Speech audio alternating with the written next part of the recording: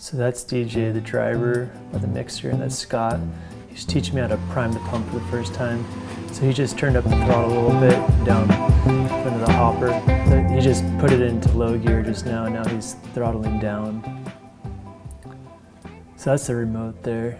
It's supposed to go about 1,000 feet, but at 300 feet starts kind of cutting out a little bit. Scott's laying a nice bead there. He's a top-notch pumper. He's very in the Southern California style. He's got his board shorts on. Yeah, it's a pea gravel pump, and that's a 2-inch hose, and he's basically putting the mud right where the finishers want to have it.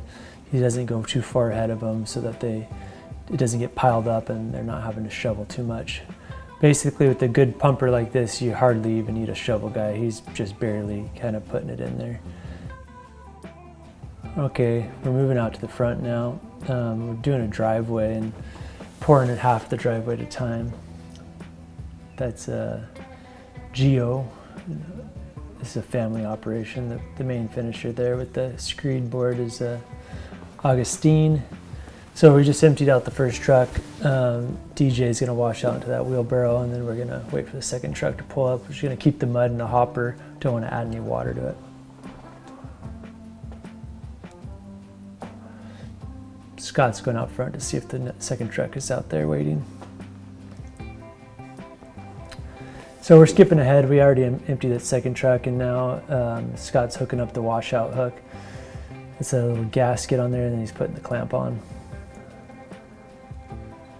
Then you want to put a tie-down strap on there so that the hook doesn't shoot off. Concrete pumping is pretty dangerous. You always want to be safe. So he's throttling down, and then he's going to pump down the mud in the hopper. This way the driver could wash out his chute and get ready for the next job. That's his washout rake. He's just scraping down the edges there, and he's going to pump it down to the bottom of the hopper. You don't want to pump it too far because then you'll lose your prime or it could separate. So now he's pulling off the washout ports. A little bit of concrete gets built up right there when you wash out, and so you want to make sure you clean that out every time.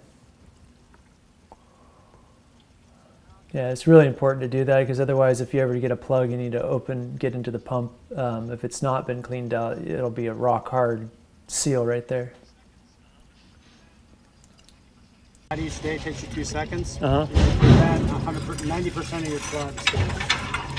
So that'll pull off and break off and plug you in. Yeah, so these are called your washout ports. Washout ports, and then this is the That's your surge chamber. This is your elbow or your 90. 90.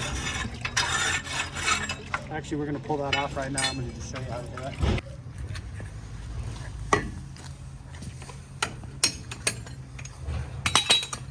And a little bit of gravel that you're reaching in right here. Uh-huh. And this is, it's a little rough, but... So this is an early morning pour in Mission Viejo. So I've been pumping for about a year now. This is me set on my own, but that's me pouring with a few, I think we have 2 finishers, 2 or 3 finishers and a helper. And yeah, pumping is pretty fun when it goes easy. Here's a little project in Ladera Ranch. We just pumped a little sidewalk between 2 baseball fields. These guys are helping me carry the hose back up to the pump. Usually it takes about 3 guys to carry the hose. It gets pretty heavy, but sometimes I gotta do it with just 1 guy or myself. Here's my son. Well, thanks for checking out the channel. Hopefully I'll start putting up more content for you all to see how to pump concrete Southern California style. Peace.